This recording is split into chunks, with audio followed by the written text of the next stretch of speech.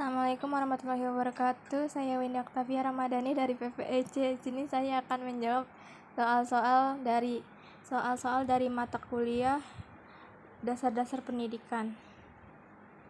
Yang pertama, jelaskanlah apa itu pendidikan dan apa itu ilmu pendidikan. Pengertian pendidikan dan ilmu pendidikan.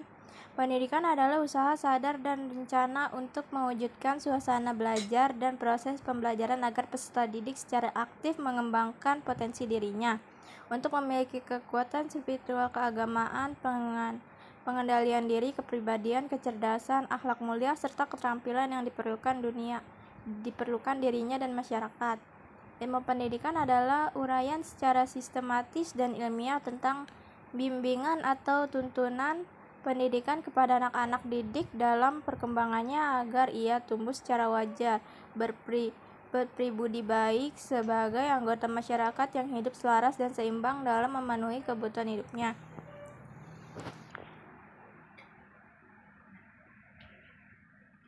Pengertian ilmu pendidikan secara sempit. Dalam arti sempit, pendidikan memiliki karakteristik sebagai berikut. Yang pertama itu ada tujuan pendidikan dalam arti sempit ditentukan oleh pihak luar individu peserta didik. Yang kedua, lamanya waktu pendidikan bagi setiap individu dalam masyarakat cukup bervariasi. Ada yang 6 tahun sampai 9 tahun, bahkan lebih, tetapi terdapat titik terminal yang ditentukan dalam satu waktu. Nomor 2 itu jelaskanlah pendidikan sebagai ilmu pengetahuan dan sebagai sebuah sistem. Pengertian pendidikan dan sistem. Pendidikan adalah hidup. Pendidikan adalah segala pengalaman belajar yang berlangsung dalam segala lingkungan dan sepanjang hidup. Pendidikan adalah segala situasi hidup yang mempengaruhi pertumbuhan individu, sedangkan secara definitif pendidikan pedagogi adalah suatu kegiatan bimbingan yang dilakukan secara sadar ataupun secara sengaja yang dilakukan orang dewasa kepada orang yang belum dewasa sebagai timbul hubungan antara keduanya yang bertujuan untuk mendewasakannya. Sistem adalah suatu keseluruhan terpadu yang terdiri dari berbagai elemen yang masing-masing elemen terkait dengan elemen yang lain. Sedangkan sistem secara etimologis berasal dari bahasa Yunani yaitu sistem, yang berarti himpunan sebagian atau komponen yang saling berhubungan secara teratur dan merupakan suatu keseluruhan. Yang pertanyaan ketiga itu jelaskanlah teori pendidikan klasik.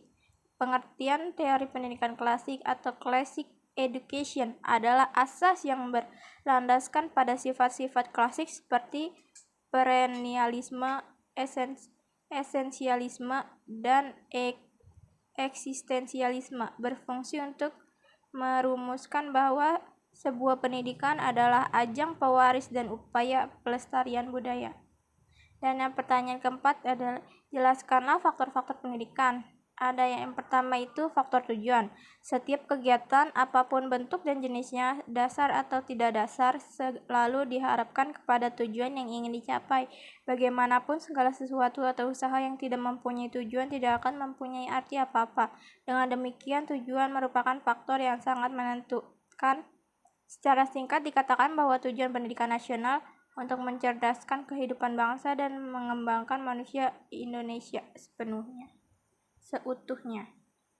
Dan yang B itu ada faktor pendidikan. Dalam hal ini kita dapat membedakan pendidikan itu menjadi 3 kategori, yaitu pendidikan menurut kodrati, yaitu orang tua. Yang kedua itu ada pendidik menurut jabatan, yaitu guru. Yang ketiga, faktor peserta didik adalah orang yang menerima pengaruh dari seseorang atau sekelompok orang yang menjalankan kegiatan pendidikan, serta peserta didik sebagai manusia yang belum dewasa merasa tergantung kepada pendidikannya. Peserta didik merasa bahwa ia memiliki kekurangan tertentu. Ia menyadari bahwa kemampuan masih sangat terbatas dibandingkan dengan kemampuan pendidiknya.